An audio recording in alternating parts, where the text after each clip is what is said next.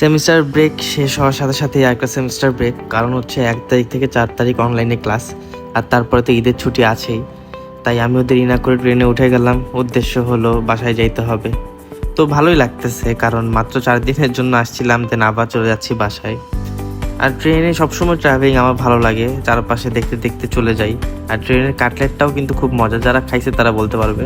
আবার ট্রেনে কিছু মানুষ আছে যারা যেখানেই খাবে সেখানেই ময়লা ফেলাবে, এরা আসলে কখনোই ভালো হবে না। এদেরকে দিয়ে আসলে ময়লা পরিষ্কার করে নেওয়া উচিত ছিল। যাই হোক, দেখতে দেখতে ভোর হয়ে গেছে। ভোরের সময়টা আসলে কিন্তু খুব ভালো লাগে, আর ট্রেন দিয়ে যে সিনারি দেখা যায় আসলেই চমৎকার।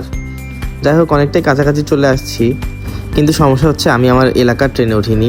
তার আগের স্টেশনে যেই ট্রেন থামে ওই ট্রেনেই আমি উঠছি, কারণ ওই টাইমে আমার ক্লাস ছিল, যার কারণে ওই ট্রেনের টিকিট আমি কাটতে পারিনি। তো যাই হোক, ওটা কোনো বিষয় না, প্রায় চলেই আসছি। এখন স্টেশন থেকে নামবো। এখন দেখি যায় কোনো টেসলা পাওয়া যায় কিনা, মানে অটো রিক্সা কোনো কিছু পাওয়া যায় কিনা, তারপর আমার এলাকার দিকে রওনা দিব। যাই হোক, এখানে অনেকগুলাই টেসলা দেখা যাচ্ছে। একটা টেসলাতে উঠে গেলাম।